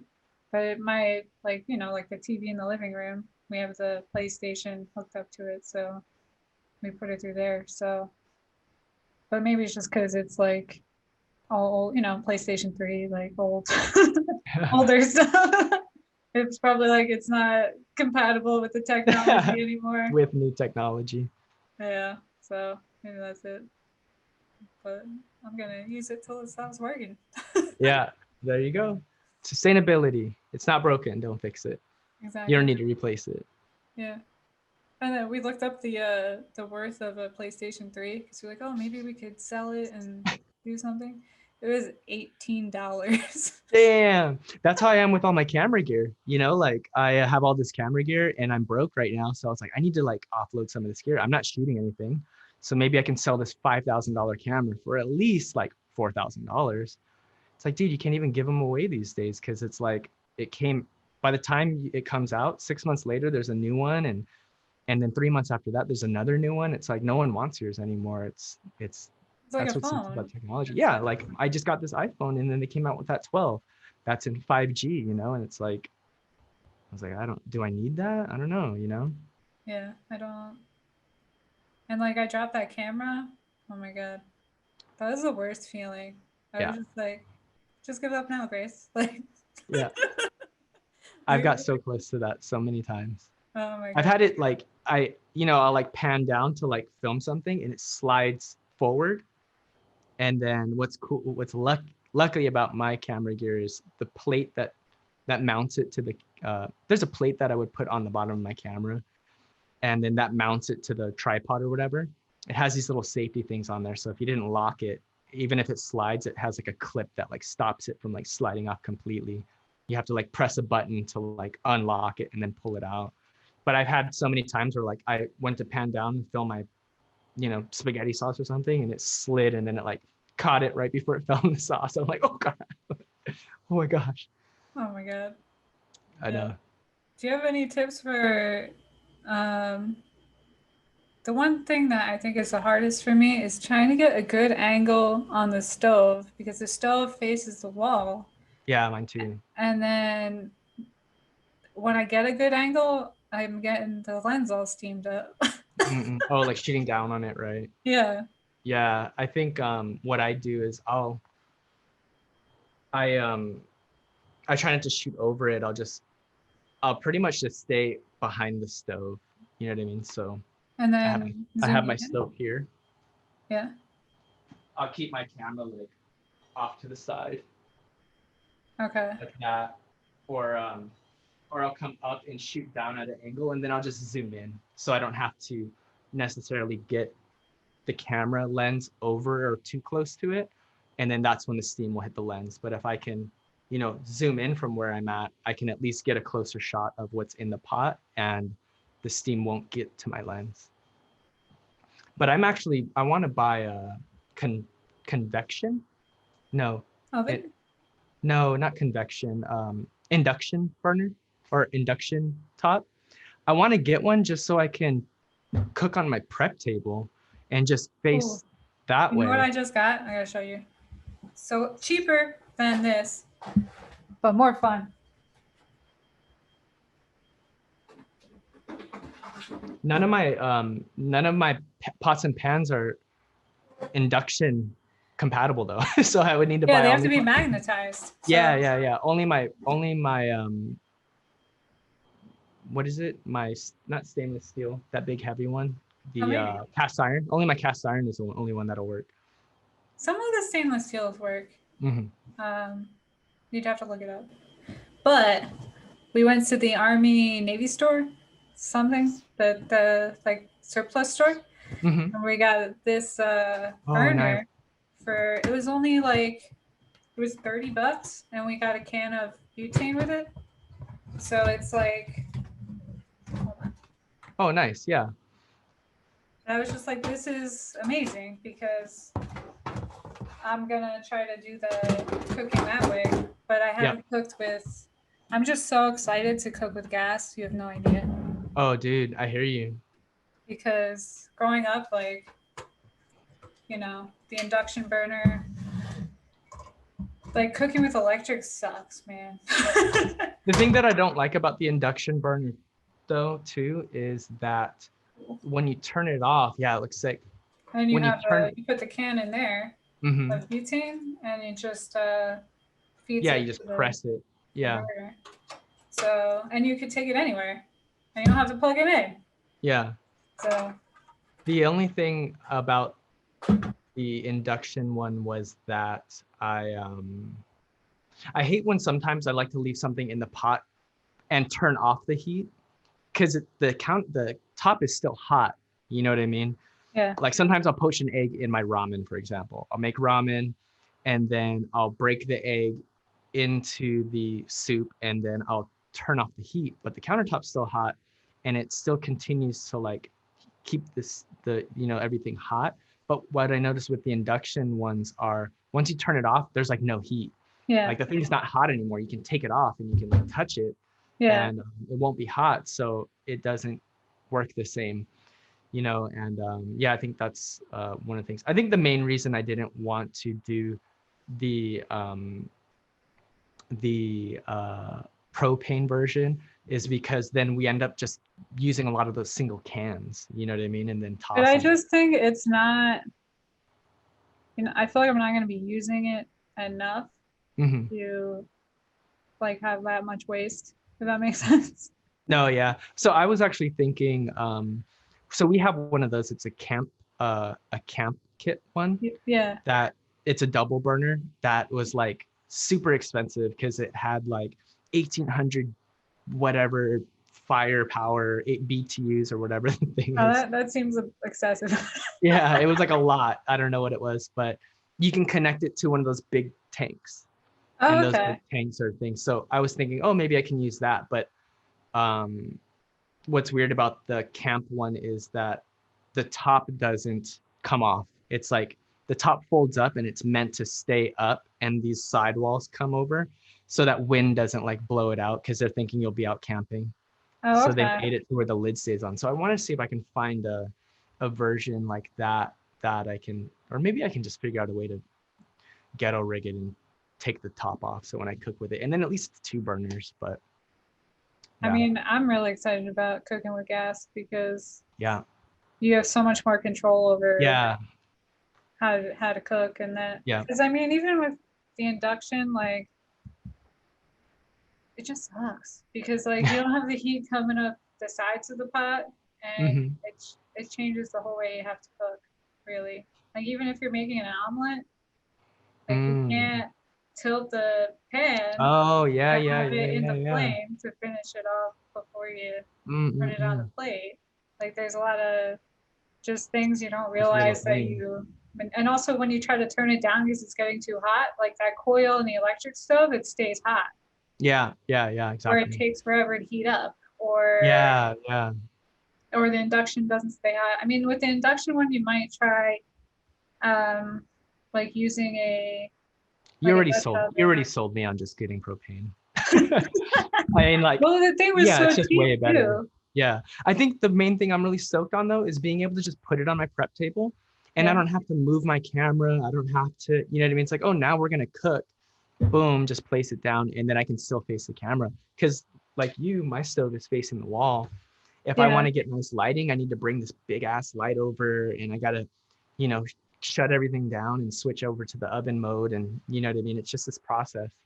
And it'll be nice too because I'll have it here and I can shoot different angles. It's not just the 1 or 2 angles I can get of this stove. I can come from the side. So I think that's what I'm really excited about, getting like a small burner like that. And you can this one I like that the burner comes off because you can really Oh, you can, clean it. yeah, you can clean it. Yeah. Yeah.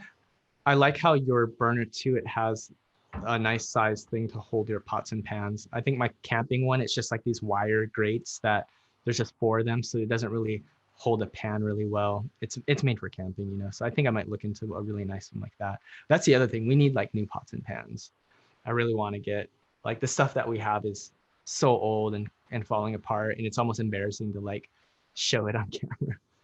Well, also they have come a really long way in nonstick technology. Hmm. And this is like one of the things I learned from working at Sur La Table because when you get hired or when there's new products, you have to like sit down and watch everything about all the products they sell in the store.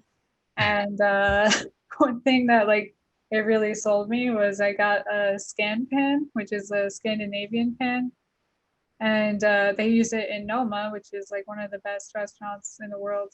And I'm Oh, just sold. Yeah. being a salesperson, but but the thing I love about it is that it's not Teflon. It's not. It's the way it's fired in the kiln is what creates its non-stick coating.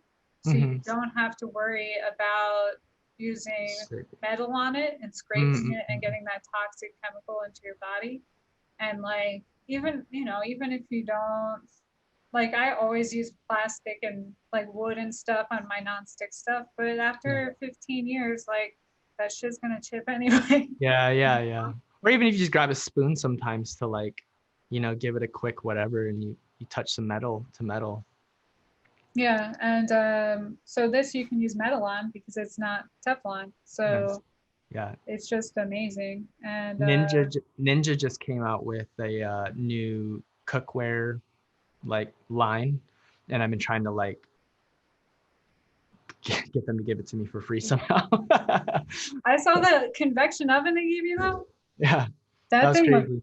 awesome. Like Yeah, we love it. We use it more than our regular oven now because yeah, you don't have and to because it's do got anything. the fan in it, that Hmm. would be perfect for baked goods, especially like puff pastry, Mm-hmm. because the way the fan will heat up the air quicker. So you actually have to Like say for cookies, you wouldn't cook them at 350, you'd cook them at 325 because it's going to heat it up faster, but it gives everything extra lift. So your puff pastry gets taller, your Oh, you can cookies get get real taller puff. Yeah. because of the Nice. fan and the it heating so quickly. But like an electric oven with a fan is just as good, I think, as a gas stove, like a gas oven with a fan. But if you don't have a fan in your electric oven, it's like I do, it's like it's like a Yeah. big oven. It's awful. Yeah. That's like what we have right now too. It's just like this this oven, and we've been trying to cook pizzas in it, you know, Oh, and do it you have doesn't get a that hot. stone? We actually got a steel, so I did a pizza steel. It I guess what sucks is you have to preheat the oven. So our oven gets at 550, and then you have to let it preheat for like 1 hour, because then you want that steel to get that temperature, you know what I mean, to come to 550. And then yeah, but at least we get like nice leoparding on our pizza and everything. So, and it cooks in like 4 minutes, 5 minutes. You slide it in there. I don't why steel sounds kind of gimmicky. I'm not gonna lie to you.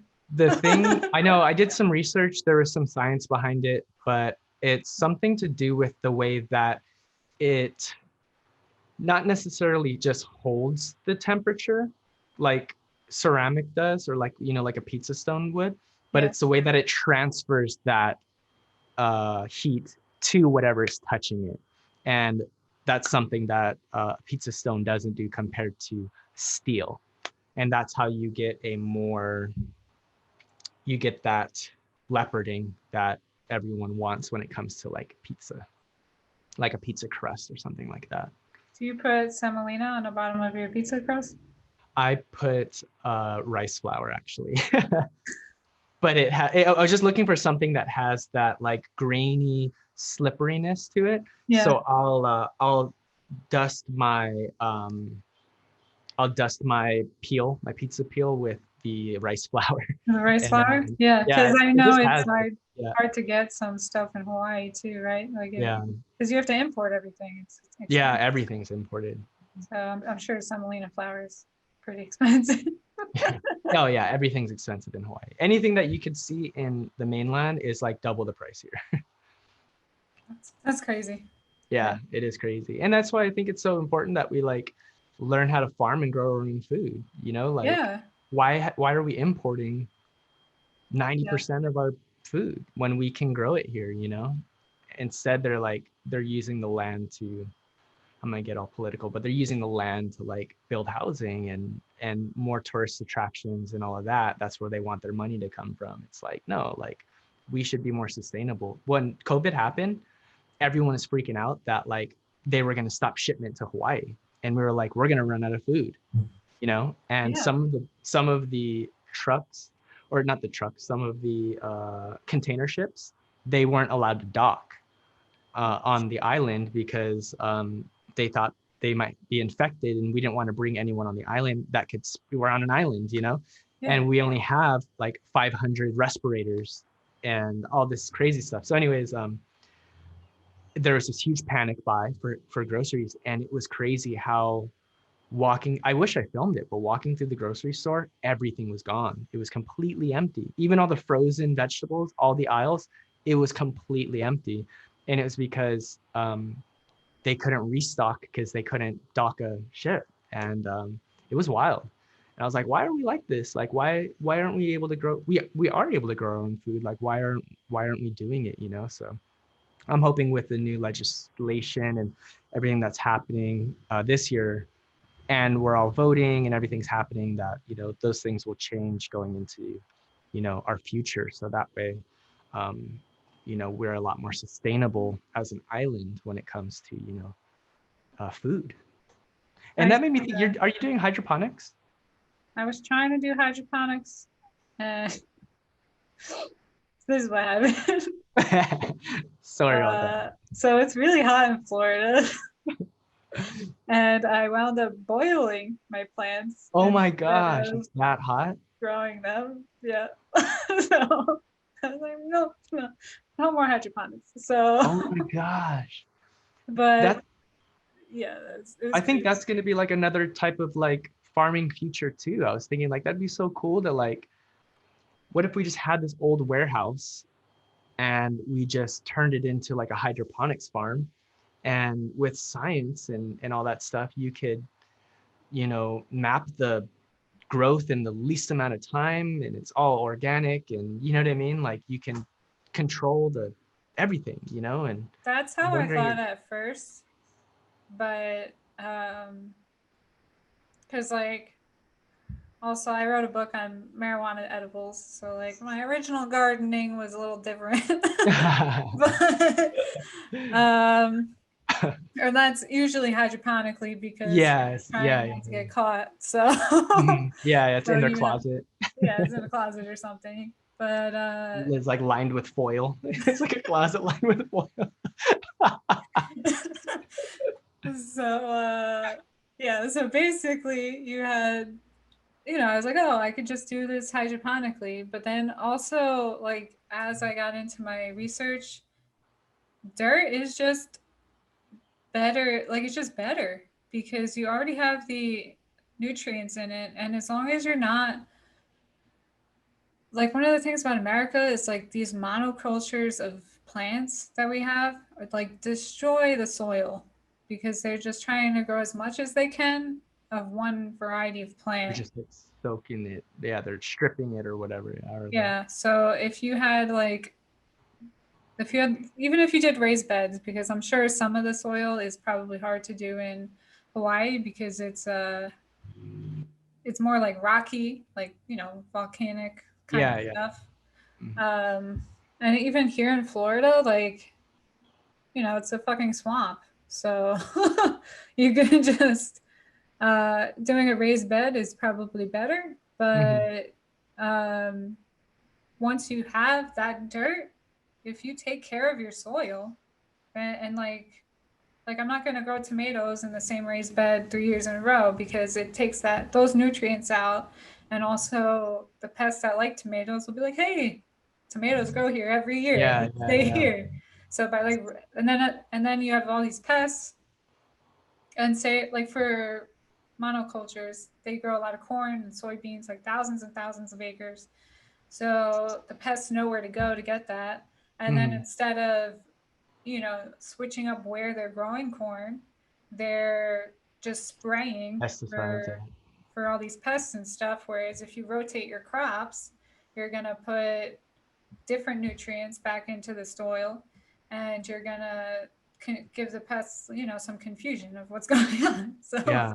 you don't have to use as many chemicals, or any chemicals really. You can like do it all organically. I mean, you do lose more, but it's In the high long run, quality right? food. It's because Yeah. that's the thing. It's like it's just about pushing out as much as possible to gain as much money as possible. It's like it's not even about like creating the best at this point. You know what I mean? It's like creating the most and getting it out there so we can like flip it for money. And it's crazy because you could, I mean, I don't know a ton about farming, but like I don't know anything about farming, but I was reading about something where you can plant other plants next to those plants, and then those plants like rid of those specific pests that you're worried about, and then also like those create some sort of like acid or something in their roots that helps support, this root system that this needs. And it's like, there's all this science behind it on ways to do it naturally. And I'm Yeah, and there's wondering, like beans will add like nitrogen back into your yeah, soil. there it So is. like, Exactly.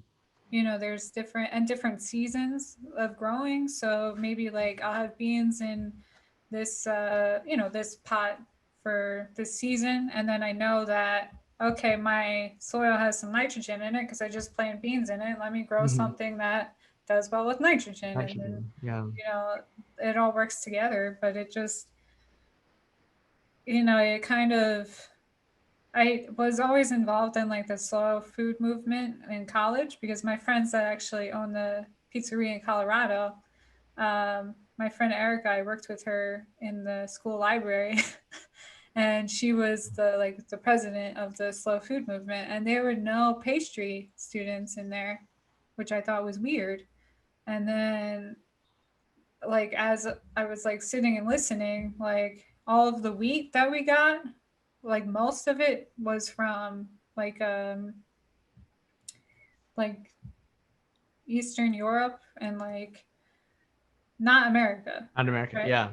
And this was before, I think we have a lot more now. Like, so we had to do our bread class, and part of your bread class is you had to take care of your first sourdough starter and like feed it. So I decided, okay, I'm going to research and find a really good flour. And this was when King Arthur flour started getting popular, Hmm. but like nobody was really using it. Like it wasn't like today, I think like if you go to any grocery store, like you can find it.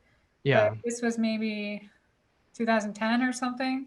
Hmm. You had to So go to like yeah, Down to Earth or something to like get a you gotta go to fancy like Whole flour. Foods and like Yeah. Yeah. figure out which Whole Foods had it, Yeah. like Yeah. that Yeah. kind of thing. Like it was very Hmm. like obscure. And I Hmm. remember my sourdough starter did better than any of the ones in the class.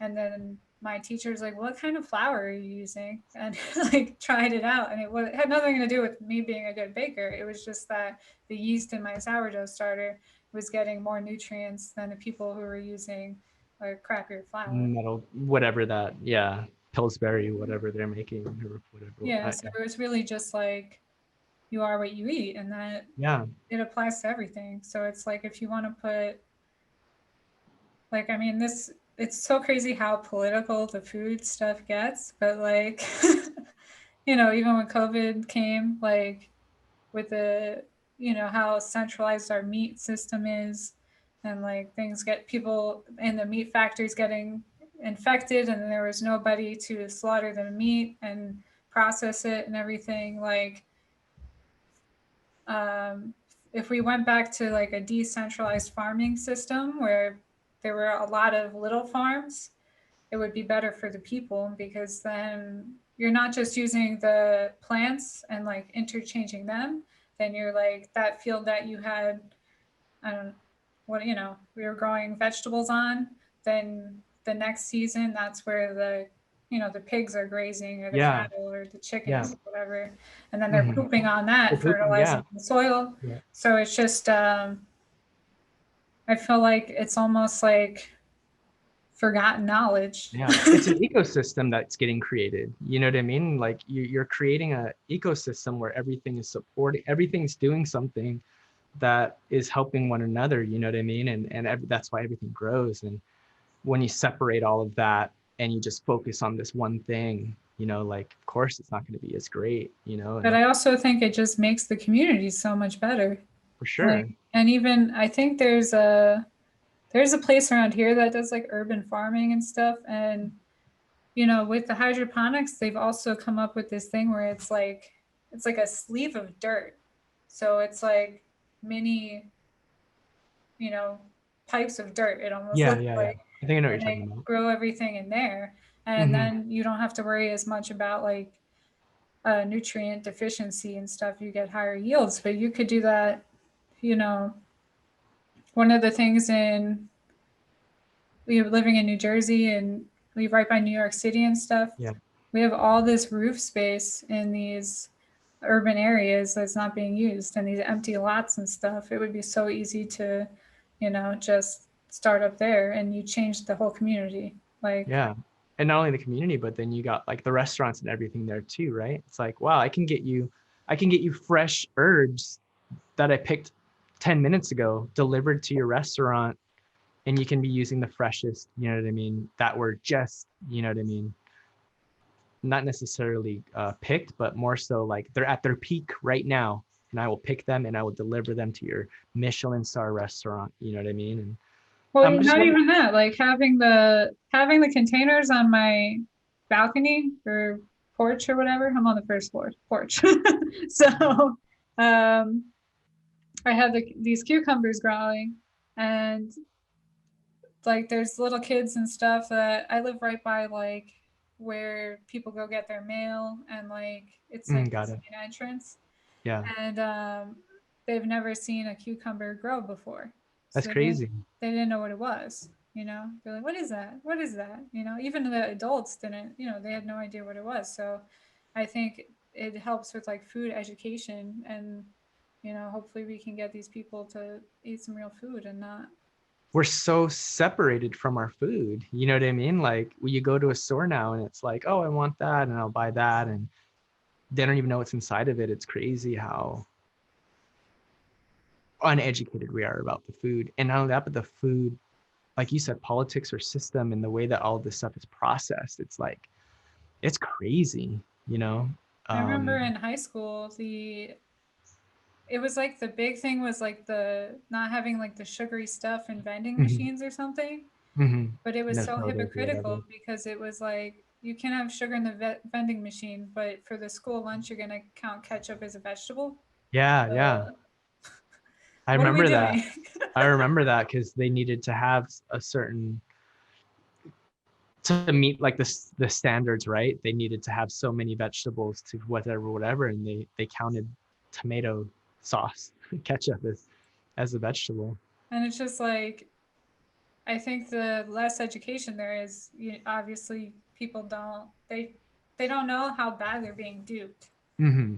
Like they don't know how bad it is for them in the long run. Like all the health problems and stuff you're gonna Yeah. have, it's from eating poorly. Yeah. Like Hmm. diabetes, like all the things that most of the like hardworking class people in America, all the health problems they have to deal with, like the common ones like obesity and Hmm. diabetes and stuff, it comes from poor nutrition Hmm. and really bad sleeping because Hmm. they're not, they're working at night, they're working two jobs, like, and then people are like, oh, you're fat and lazy. And I'm like, shut the fuck up. Like, Yeah. you don't even know what hard work You is. don't even know what So, to do. Yeah. But so then, you don't sleep, you don't create that melatonin in your body. And the melatonin is what like fights cancer, all those things. And it's just a compound effect of all of that stuff that happens in the body that just takes its toll, and it's like so difficult. And then you mix in with money into that whole system too, where it's like what's readily available in some places where people aren't as wealthy compared to more inner city areas, or not inner city, but like more higher end areas where you got Whole Food, you got like 5 grocery stores in this one area, and then in some areas of the world or city, it's not even a grocery store, it's a 7-Eleven or something that's where you get your food. It's crazy, or a bodega or something. So yeah, it's um like a food desert. it's like, what do you have access to? And And I think that was great, like you said, like having in New York, you have all these rooftops. Like if you were to have someone do a pop-up farm in these areas to be able to supply those communities with fresh fruits and vegetables, that would be huge. I mean, even like I would travel to Scandinavia a lot for my job, and they have a lot of, in their architecture, they have like living walls and stuff. Oh And wow. this also, like, besides like looking really cool, like you could, it saves them money because it insulates the building. So it keeps it cool and warm in the summer, all that stuff. But also, you could have another element to that where you grow plants that you could use as food, and Mhm. then, you win all the way around. Yeah. So I just feel like America needs to get up on the, Yeah. being green. But at the same time, that's all political too, because it's all those Yeah. people in oil and Mhm. stuff that have the That money make that want to money. see that. Yeah, Yeah. especially here in West Palm Beach. Like, I have never been in a place where that's like supposedly like a first world country where the wealth income gap is so apparent, because you have Palm Beach Island where it's like Jeffrey It's just Epstein over there, yeah, yeah, yeah. like fucking crazy. Like, I probably can't even imagine how rich they are. Like, that's how rich Hmm. they are. And then you have like the area where I live in is just the people that work for them. Hmm. It's, and they're not, people that are barely scraping by. I see a moving truck in my apartment complex once a week, because especially with the pandemic, people are just Yep. coming and going. So it's just like, and this is a tourist economy too. So Yeah. it's Same not, with Hawaii. it's bad. Yeah. It's crazy. I don't know. It's crazy. That's why back to YouTube, I was like, if I can make videos online and make money off that, I'll try and do that instead. Yeah, and that me too, because I'm like, I'm a hard worker. I was Yeah. working 2 jobs, and we were barely making enough money. You know, we were living paycheck to paycheck, so that's Hmm. still not good. It's better than it is now, but it wasn't good. You know, Yeah. we want to get married, we want to have the American dream of having our house and kids and everything, but that's not gonna fucking happen if you can't even put anything in savings. Yeah. So I was like, how can I get a job that they can't take away from me? You Yeah. know? So that was starting a YouTube channel That's because exactly, yeah. That's what I was thinking too. It's like, you know, you see these successful YouTube channels and then you Google them, like, what's their net worth or whatever, right? And it's like, dude, you got this person that's just talking shit online all day or just filming their life. You know what I mean? They're not even anything special. They're just a regular person like me and you know, and they're just sharing their experience in life on whatever niche that is going to be.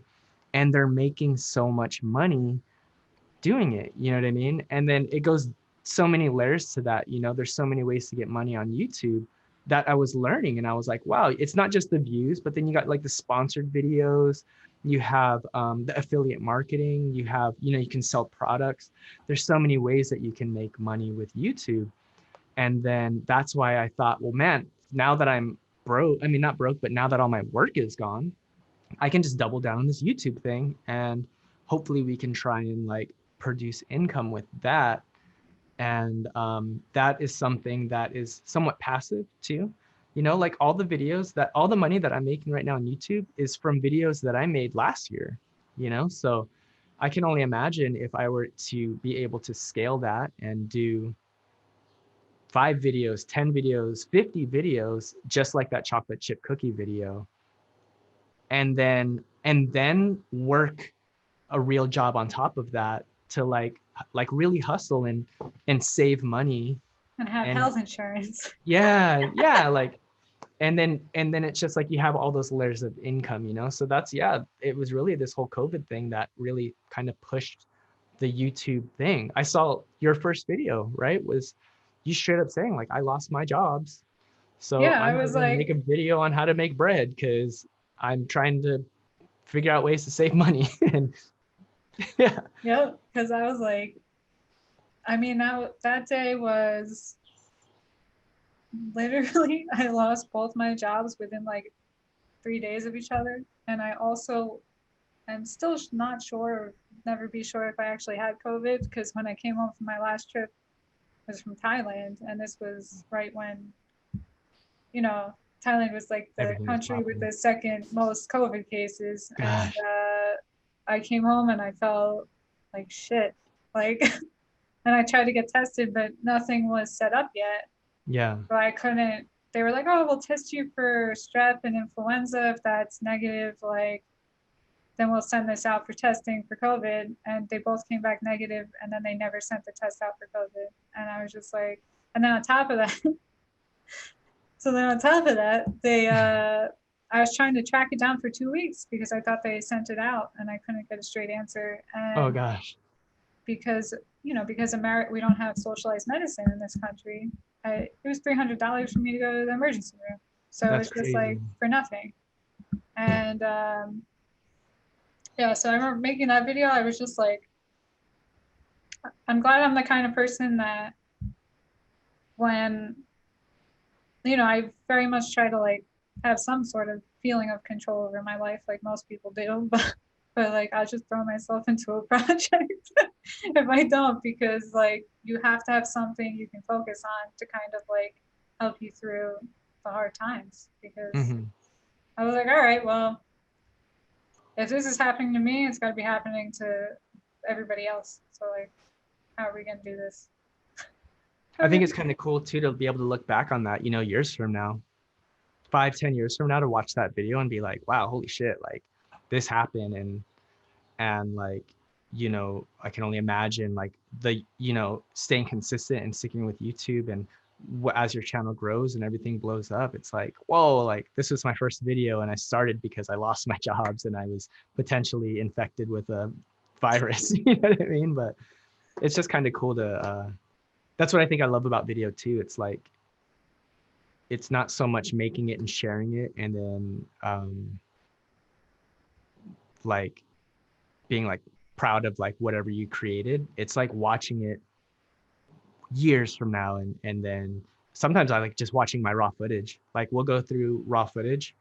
I have everything organized on hard drives. We'll just watch raw footage clips of our travels and everything more than we watch the edited video because it's just cool to see and hear and you know what I mean? Yeah, the family video. Yeah, yeah, for sure. It's kind of Yeah, cool. I know what you mean. I was actually my last interview I did was with this girl from Nevada who was doing jujitsu, and I I just saw that. Yeah. yeah my brother sent me this video of me doing jujitsu when I was a kid, and I didn't know that they were filmed, so I never saw it before, like so it was so crazy because like the way I remember the match was so much different than like what I actually saw happen. It's like it was going, so we were going so fast and we were doing this and that. And then No, it's, it was so much faster in your brain when you fight. yeah, It's yeah, yeah, yeah, slower. It's like, so I was like, that fight was like 10 minutes long and it was like 2 minutes. yeah, yeah, yeah, Because your fight or flight kicks in. So you're yeah, taking in everything at a yeah, yeah, faster spot. But I was just like, no, this was crazy. But even now I look at that first video I did and I feel like at least I'm in like a better headspace. I feel like I don't feel like the world's gonna end. I mean, it yeah, might end, but I feel hopeful that I'll get to 1,000 subscribers before then. yeah. But I think with the video ideas that you got, definitely, you know, creating that content that's helpful, you know, like how to spatchcock a chicken, you know, yeah. how to sharpen a knife the right And I feel way. like I want to do things that relate to each other because Yeah. spatchcocking chicken relates to making chicken stock. Oh, there he Hmm. is over there. No, yeah, I think that's smart. He's hungry. Yeah. No, I think that's smart because then you keep people on your channel too, right? So it's like, here's how to do this. And then it's related to this other video. So I'll watch that or vice versa. Like, oh, if you don't know how to spatchcock a chicken, check out my other video. I Yeah. explain how to do it. You know what I mean? So it's And like I really like that it's good strategy. you have like your pan-seared salmon video, but it has like with the panko, and then you have like the behind the scenes, like how Yeah. to make this video. Like I love that that's together because then you can see like not only like you're not just giving advice, like you're showing that it actually works because you have the Mhm. video done for people to watch. You Yeah. know what I mean? No, So yeah. So I actually shot a video earlier. That's why I have everything set up. I shot a video earlier about me explaining how I plan my YouTube channel. And that was one how I plan my content and how I schedule it. And that was one of the examples that I use. It was like, well, if you take some time to just plan, then you can get people to stay on your channel longer. And like your ideas are super smart. Like, yeah, here's how to make a chicken stock, but you need to spatchcock a chicken first. I have a whole nother video on that. Instead of making one long ass video too, you know what I mean? Like yeah, I think you I use it. started with that and I was like, this Mhm. is not a good idea. Yeah. And even like my friends are like, I like this one, but why is there no music? Or I'm like, I don't know how Oh to do yeah. that yet. I'm still researching. Like, so it's, yeah, I could see the learning process too. But because some of this stuff I was like, I had to, well, I just had to learn how to edit, you know? Hmm. So I think I found your videos when I first started like getting music in my videos. That's when I found like your channel. I was like, oh, I like this guy. Did you wear that shirt in the video you just did? Probably. Shut up.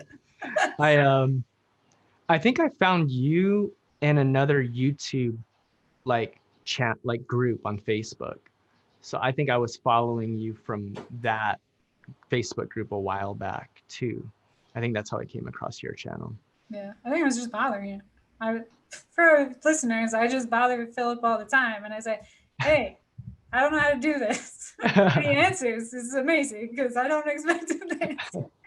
I think that's why I made that other group too, because it was like there's so many groups that are just full of like bullshit, you know, where it's like you post a video with a specific question, and then the people that comment are like, they comment a link to their video and say watch the whole thing, and or they'll screen capture that they watched yours all the way to the end, and they'll say like, I Really? watched your whole thing and subscribed. Do that for me too. It's like, dude, I was asking like if you could read my font, you know what I mean? Like, Yeah. and it just turned into a bunch of BS. And that's why I was like, dude, we need to have a group that like actually has real people in it that are trying to like actually grow their channel and make money. You know what I mean? Like that is the goal, is like to make money with YouTube. Yeah. And I actually met I don't know how he pronounces it because I've obviously never met him in real life, but Alan or Alan or something. But he's from Newfoundland, and Mm-hmm. he's got like a really interesting story too. So I feel like the Facebook groups are going to be good for like this part of my channel that I want to keep going, because I really think like people love food and they love chefs, but when you're doing your cooking videos, like you don't get to say as much about like yourself and why you're Yeah. doing that and stuff. Mm-hmm. So I think it's really cool to do like interviews like this to just get into like the mind of a chef, or the mind of, the mind of the person cooking, why they're cooking it. Because I noticed on his channel he lost like a lot of weight or something, and he Mm-hmm. was doing so it was like an ice cream and a Vitamix. Yeah, yeah, yeah. Mm-hmm. And I was like, oh, that's cool, you know?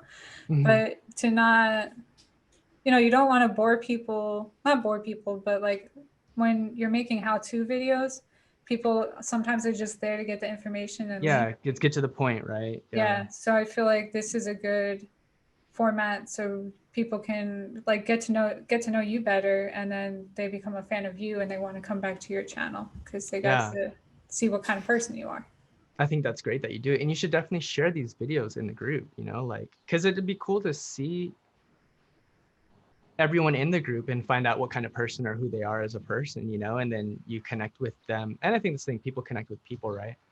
But yeah, I think your